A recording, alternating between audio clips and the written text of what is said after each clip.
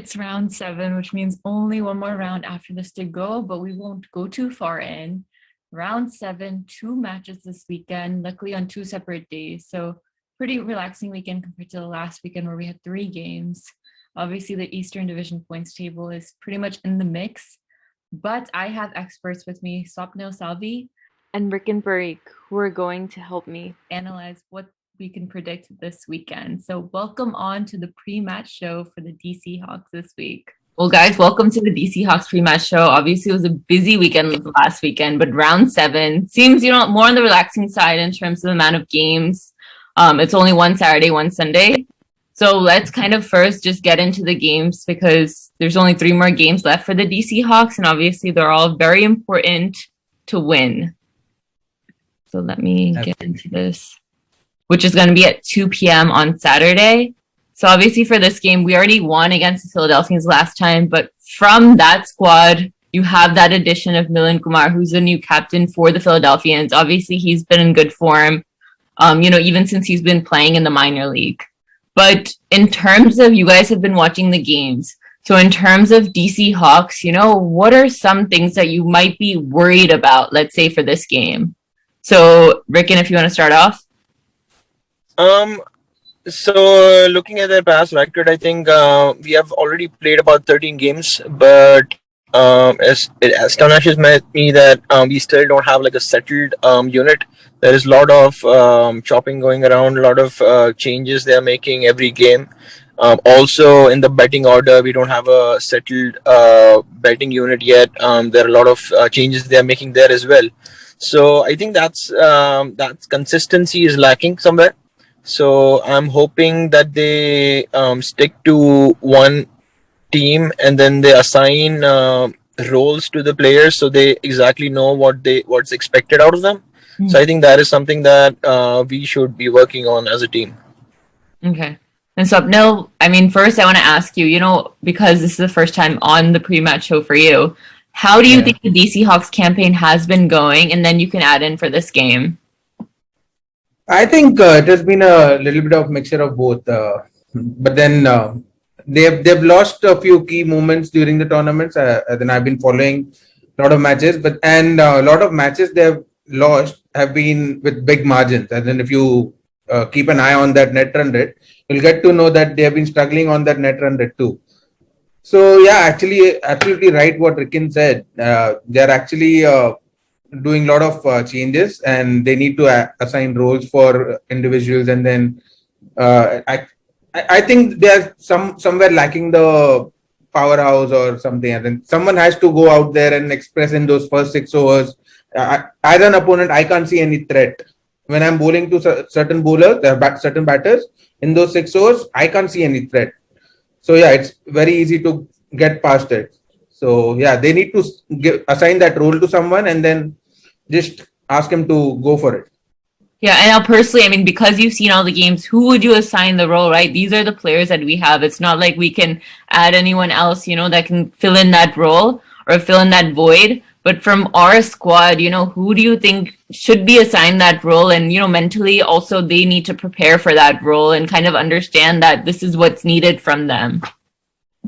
I think most of the guys, they've played cricket and WCL. I've seen them play this kind of innings. So I think Talal Zia is surely one of the guys who can do that job for the team. And then if you just send him and ask him to go for it, he could be one of the guys. I think he has not played a game yet. So that could be the change that DC Hawks could look for. And then they need to back the youngsters, Rashish Behra, Ritik Behra or Ishan Sharma. They need to back them. And then Sahil Kapoor is one of the positives that came through for the team. Yep. Yeah. Dalal has played some games, but yeah, obviously because it's been changing around so much, so it's really hard to keep up with that.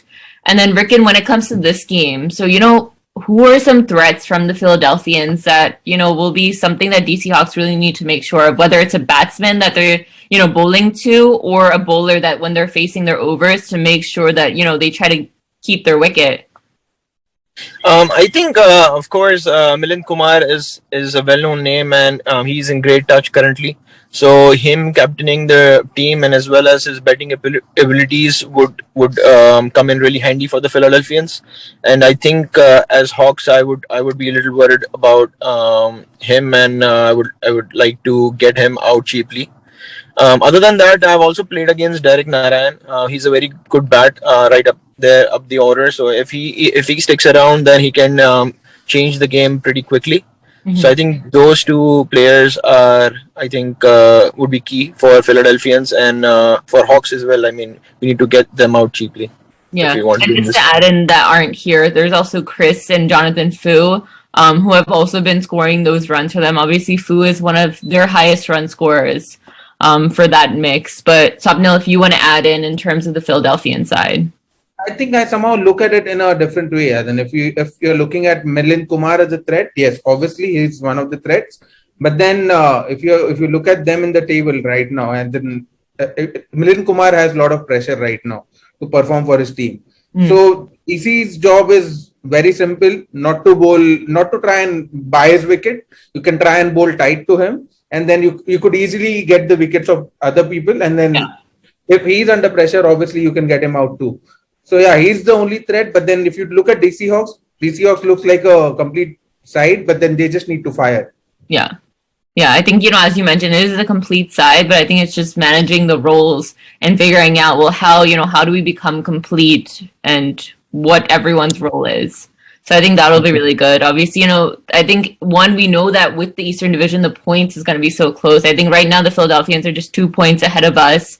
And we have to also consider they have a morning game Saturday at 10 a.m. against Somerset Cavaliers. So they're going to be playing back-to-back games. So I think it'll be good for our boys to watch that game as well, see, how the players are performing and whatnot, and then hopefully, kind of assess themselves, right? Because they're playing at the same pitch right after that game. So, that I think definitely adds in a plus, and I hope the boys do their homework for that game. The second game on Sunday is against the Somerset Cavaliers. So, we've known that the Somerset Cavaliers from the beginning, one, have a mighty squad, but in terms of the points, they still had their struggles. They still, had some games where they were on the loss. They still have a couple games left. Obviously, they're missing Kenar Lewis and some of the guys that went away, whether it's for Oman camp and obviously him at CPL. So, that's a setback for them. But Xavier Marshall is in the squad, and he's the highest run scorer overall in minor league. So he's someone that definitely will be a key player for them. But if you want to add on, Rikin. Same thing, yeah. They're missing a lot of key players. Kenar Lewis is not there. Said Abdullah is in Pakistan, I think.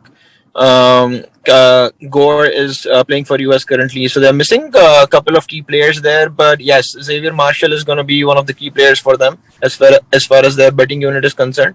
I think their bowling unit is not that great. So if we can restrict them to a gettable total, it's our game to lose from there, I think. And especially with this, especially when they're missing out on some of the key players, I think this game we should be able to win this game. I mean, there is only a couple of guys that we need to go after, and after that, I don't see any major threats when it comes to their bowling lineup. So Yeah, and just to think about when we played them last, I think Kenar Lewis got the batsman, like especially our top order out, and we know he's just like a part-time bowler, and obviously he's not there. Right. So just looking at that game, I think one will definitely need to, depending if we are batting, like at least make sure we have enough runs because last time we lost by a large margin there when they scored over 200 runs. And then Swapnil, what is your take on this? I think New Jersey Somerset Cavaliers have always been a big unit. So, as in, if you see at the tournament right now, where the teams are standing, I think most of the teams are going to play fearless cricket right now because they're at the bottom right now. They are below us. They are going to play to win, as in that they have nothing to lose. So they are just going to go out there and express. I think same should be the thing with the DC Hawks. They are struggling on the strike rate, net run rate. So obviously they'll have to express it themselves. So I think they have to go after them. As in, bowling, like Rikin said, they have a weak bowling attack, but then I'm sure they are going to like come out hard at DC Hawks. Yeah. And in terms of our bowling unit, who do you think, might be that key wicket taker against the Somerset Cavaliers? Swapnil, if you want to give a take on that. I think it is obviously going to be Ladda, but then somehow he needs to understand his role. As in, if I could just see the last game that we played against Atlanta Fires, as in it was 36 ball, 46 runs. You need to understand certain situations when you're bowling at certain players. If you're bowling at a player who's at a club level or you're bowling at a club level batsman, if you're trying to buy his wicket, that's fine. But then when you're bowling at a batsman who's of the caliber of Ricardo Paulis, obviously he's going to tonk you for sixes. So that is where you need to know your role. You need to back off. That 1 over could have built the pressure on them, and then someone else could have done the job. So we need to understand certain situations during the game. Taking wickets is everything is fine, but then team has to come in front. Yeah. Yeah. No, that's a great point. And then Rikin? Yeah, I completely agree with what Swapnil said. Ladda is definitely one guy who's going to get us wickets, but then we have to use him wisely. You cannot be bowling him in the death over, especially when there is somebody like a professional player in front of him. So yeah, we need to think about where we can use Ladda more effectively. So he's going to be a key bowler for us. Other than him, I think Dane Pete also needs to step up a little bit. I mean, the experience that he has, he should be getting us wickets more often than not.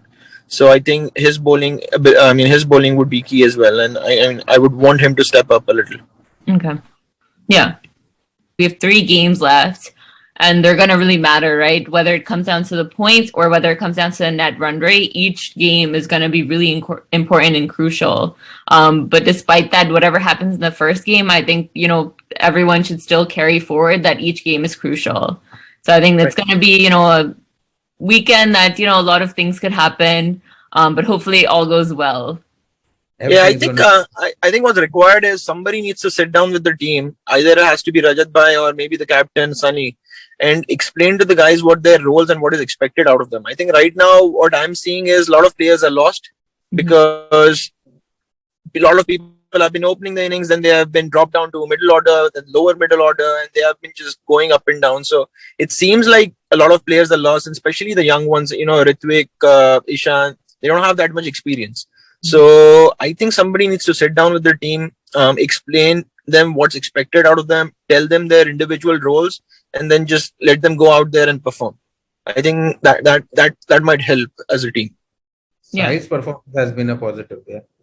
Yeah. Okay. No, but I really appreciate you guys, giving your input and being on our DC Hawks pre-match show. So thank you so much. Thank you, Roshan, for having us. Thank you, guys. Yeah, bye. Take care.